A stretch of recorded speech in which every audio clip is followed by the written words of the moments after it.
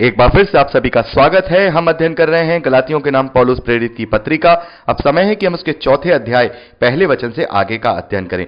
तो मेरे प्यारे भाई बहनों, यहां पर पहले वचन से लेकर 7वें वचन तक जब हम पढ़ते हैं तो यहां पर पौलुस एक और उदाहरण दे रहे हैं कि व्यवस्था का उद्देश्य क्या है, व्यवस्था को इजरायलियों को देने का उद्देश्य क्या है। एक उदाहरण और यहां पर वो दे रहे हैं। यहां पौलुस लिखते हैं, मैं ये कहता हूं कि वारिस जब तक बालक है, यद्यपि सब वस्तुओं का स्वामी है, तो भी उसमें और दास में कोई भेद नहीं, परंतु पिता के ठहराए हुए समय तक संरक्षकों और प्रबंधकों के वश में रहता है। यहां पौलुस एक उदाहरण दे रहे हैं। मैं आपको सिंपल भाषा में बता रहा हूं। मान लीजिए कोई राजा है और वो राजा का जो युवराज है, जो अपने बेटे को उसने युवराज बनाया है कि उसके बाद वो राजा बनेगा, और किसी कारणवश उसका जो महाराज है वो इस दुनिया से चला जाता है, और जो युवराज है जो कि महाराज तो बन गया है लेकिन उसकी उम्र अभी पूरी नहीं हुई है। मान लीजिए वो 10 या 12 साल का है, लेकिन उसके जो संरक्षक हैं, उसके जो प्रबंधक हैं, वो उन्हीं की बातों में चलता है। उसे अपनी खुद की बुद्धि का भी वो इस्तेमाल नहीं करता। और इस बात को हम इंडिया में ही मुगल एम्पायर में देखते हैं। जो अकबर बादशाह हैं वो 12 साल की उम्र में राजा बन गए थे, और वो अपने चाचा और जो मंत्री थे उन्हीं के अंडर में रहा करते थे, और जो वो कहते थे एक कठपुतली की तरह वो अकबर बादशाह काम करते थे। अपनी खुद की बुद्धि वहां पर नहीं चलती थी, और उनमें और दासों में कोई फर्क नहीं था। यानी कि वो राजा तो है लेकिन फिर भी वो राजा की तरह काम नहीं कर रहा है। जो उसके दास, उसके जो प्रबंधक उससे जो कह रहे, अकबर से जो कहते थे, वो वही करता था। यही उदाहरण यहां पर, इसी प्रकार का उदाहरण पौलुस ने दिया है कि वारिस जब तक बालक है, यानी कि जो वारिस है जब तक वो बालक है, भले ही वो सब चीजों का स्वामी तो है लेकिन फिर भी उसमें और दास में कोई भेद नहीं है। ऐसे ही व्यवस्था के विषय में पौलुस इस बात को समझा रहे हैं। पहले हमें इसके पूरा पढ़ेंगे, फिर हम इसकी बात करेंगे। परंतु पिता के ठहराए हुए समय तक संरक्षकों और प्रबंधकों के वश में रहता है। वैसे ही हम भी जब बालक थे तो संसार की आदि शिक्षा के वश में होकर दास बने हुए थे। पौलुस ये यहां पर ये कहते हैं कि जब बालक थे, यानी कि हमें समझ नहीं थी, हम जानते नहीं थे, मतलब कि अभी हम विश्वास के अनुग्रह के व्यवस्था में नहीं आए थे, जब तक हम बालक थे। एक उदाहरण यहां पौलुस बड़ा ही अच्छा दे रहे हैं कि जब तक हम बालक थे, यानी कि जब तक प्रभु यीशु मसीह नहीं आया था, तो मान लीजिए एक बालक है, और बालक, ये इजरायली जाति एक तरीके से बालक है, और ये जो व्यवस्था है ये उसका संरक्षक है, और ये उसका क्या है, उसका प्रबंधक है। यानी कि जो बालक बड़ा हो रहा है, जो इजरायली जाति बड़ी हो रही है, वहां पर व्यवस्था उनके लिए एक संरक्षक की तरह उसे बता रही है कि जब तक उद्धारकर्ता नहीं आ जा रहा, जब तक विश्वास नहीं आ जा रहा है, जब तक वो वारिस नहीं बन जा रहे हो, जब तक तुम्हें इसका पालन करना है। यानी व्यवस्था केवल थोड़े समय के लिए थी, जब तक कि प्रभु यीशु मसीह लौट करके नहीं आएंगे। जैसा उदाहरण अभी हमने पिछली रिकॉर्डिंग में भी देखा कि जो व्यवस्था है वो क्यों आई थी, वह व्यवस्था उनकी रखवाली करने के लिए आई थी। तो यहां एक और दृष्टांत के रूप में उदाहरण पौलुस दे रहे हैं कि जब तक हम बालक थे, यानी कि इजरायली जाति के विषय में यहां पौलुस कह रहे हैं, जब तक हम बालक थे तो संसार आदि की शिक्षा के वश में होकर दास बने हुए थे। यानी व्यवस्था के अनुसार हम दास बने हुए थे, और व्यवस्था के अनुसार ही हम अपनी धार्मिकता को सिद्ध करते रहते थे। आगे पौलुस लिखते हैं, परंतु जब समय पूरा हुआ तो परमेश्वर ने अपने पुत्र को भेजा, जो स्त्री से जन्मा और व्यवस्था के अधीन उत्पन्न हुआ। पौलुस यहां कह रहे हैं, जब वो समय पूरा हुआ, उस जाति का प्रभु यीशु मसीह के आने का जो समय निर्धारित था, जो आदि से ही निर्धारित था, जब वो समय पूरा हुआ, तब वो पुत्र जो स्त्री से जना, यानी प्रभु यीशु मसीह खुद उस व्यवस्था के अधीन उत्पन्न हुआ। यानी कि उस इजरायली जाति में ही आया, वो कहीं किसी और अन्य जाति में नहीं आया, उसी में आया, क्योंकि वो इजरायली जाति अब तक व्यवस्था के द्वारा उनकी रखवाली होती थी। उसी जाति में से वो व्यवस्था के अधीन उत्पन्न हुआ, ताकि व्यवस्था के अधीन को मोल लेकर छुड़ा ले और हमको ले पालक होने का पद मिले। यहां पर पौलुस ने कहा, जब वो बालक परिपक्व हो गया, यानी कि जब वो समय पूरा हो गया, तब प्रभु यीशु मसीह उसी व्यवस्था की अधीनता में आए, और उसी अधीन में ही होकर, उसी की अधीनता में होकर, यानी कैसे, उस बलि के द्वारा हम देखते हैं कि जो व्यवस्था है उसमें पापों की क्षमा कैसे होती थी।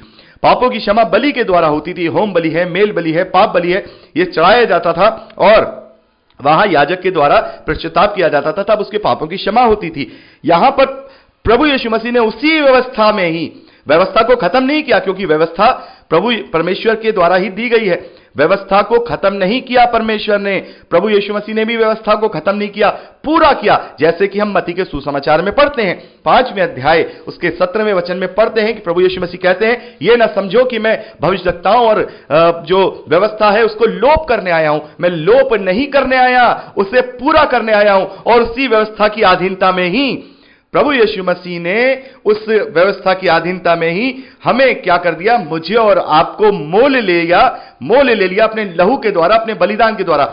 जब वो बैल बकरी बछड़ों का वो बलि चढ़ाया करते थे, अब प्रभु यीशु मसीह ने एक निष्कलंक मेमने के समान अपना बलिदान चढ़ाकर वो सारी व्यवस्था को पूरा कर दिया। उस व्यवस्था के धार्मिक कार्यों को पूरा कर दिया प्रभु यीशु मसीह ने अपनी सेवकाई और अपने बलिदान, अपने जी उठने के द्वारा। तो जब उसने पूरा कर दिया, उसने हमें उस अधीनता से छुड़ा लिया, तो फिर हम क्यों वापस उस अधीनता में जाकर प्रभु यीशु मसीह के बलिदान को व्यर्थ ठहराएं। यहां पर पौलुस कह रहे हैं कि परंतु जब समय पूरा हुआ तो परमेश्वर ने अपने पुत्र को भेजा जो स्त्री से जन्मा और व्यवस्था के अधीन उत्पन्न हुआ, ताकि व्यवस्था के अधीनों को मोल लेकर छुड़ा ले और हमको ले पालकपन यानी एडॉप्शन के साथ। क्योंकि अब तक तो हम दास थे, यानी मैं और आप नहीं, व्यवस्था के अनुसार जो चलने वाले लोग थे वो अब तक दास थे, लेकिन ले पालक होने के अनुसार पद मिला, यानी प्रभु यीशु मसीह पर विश्वास करने के द्वारा हमें अधिकार मिला कि हम परमेश्वर को हे अब्बा और हे पिता कहकर के पुकारते हैं। अब हम दास नहीं बल्कि पुत्र और पुत्रियां हैं। पौलुस ने कहा उसी व्यवस्था में रहकर ही परमेश्वर अपनी वाचा नहीं बदलता है, परमेश्वर अपनी वाचा नहीं तोड़ता है, बल्कि अपनी वाचा को पूरा करता है। और यहां पर भी परमेश्वर ने जो इस्राएलियों के साथ वाचा बांधी, उसको इस रीति से पूरा किया कि उसने उस वंश को, उस विश्वास को, उस उद्धार को उन्हीं के बीच में भेजा, उस व्यवस्था के अधीन भेजा, और उस व्यवस्था के अधीनता के अनुसार ही, उसी के अनुसार उसने व्यवस्था को पूरा भी करवाया। और अब विश्वास के द्वारा मैं और आप उद्धार पाएंगे, किसी बलि विधान, किसी पर्व को मानने के द्वारा, किसी सप्त के दिन को मानने के द्वारा, दसवां अंश को देने के द्वारा, या कोई और भी जो कायदे कानून नियम जितनी भी व्यवस्था में, उसके द्वारा अब मैं और आप धर्मी नहीं ठहराए जाएंगे, बल्कि विश्वास के द्वारा ठहराए जाएंगे। क्योंकि विश्वास करने के द्वारा, क्योंकि प्रभु यीशु मसीह ने उन सबको मेरे और आपके लिए पूरा कर दिया, वो मेरे और आपके पापों के लिए ही तो बलिदान हुआ है। और जब उसने इन सब बातों को पूरा कर दिया, व्यवस्था के सब कार्यों को पूरा कर दिया, तो फिर अब हमें वो स्वतंत्रता मिल गई, हमें वो अधिकार मिल गया, वो बालक अब परिपक्व हो गया, उसकी वारिसाना जो वारिस था उसका वारिसाना उसे मिल गया, और हमें ले पालक होने का पद मिला। और तुम जो पुत्र हो, इसलिए परमेश्वर ने अपने पुत्र के आत्मा को, जो हे अब्बा हे पिता कहकर पुकारता है, हमारे हृदयों में भेजा। इसलिए तू अब दास नहीं परंतु पुत्र है, और जब पुत्र हुआ तो परमेश्वर के द्वारा वारिस भी हुआ। हालेलुया। मैं और आप अब प्रभु यीशु मसीह के द्वारा परमेश्वर के वारिस हुए, पुत्र और पुत्रियां हुए।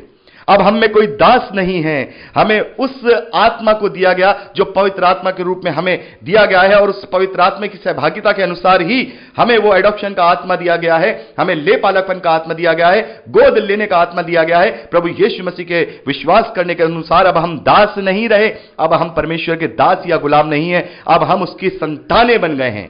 यह परमेश्वर का अनुग्रह हुआ है। और पौलुस कह रहे हैं, और तुम इस दास होने की उस श्रेणी में वापस जाना चाहते हो? ये कौन सी शिक्षा में तुम जाना चाहते हो? क्या तुम निर्बुद्धि हो गए हो? जैसा हमने 3रे अध्याय में पढ़ा, पौलुस ने उनसे कहा तुम सब कुछ जानकर के भी अपने आप को निर्बुद्धि बना रहे हो।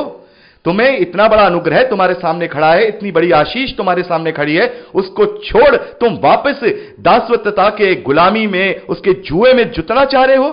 फिर क्यों उसने हमसे प्रेम किया? हम क्यों उसके प्रेम को व्यर्थ ठहरा रहे हैं?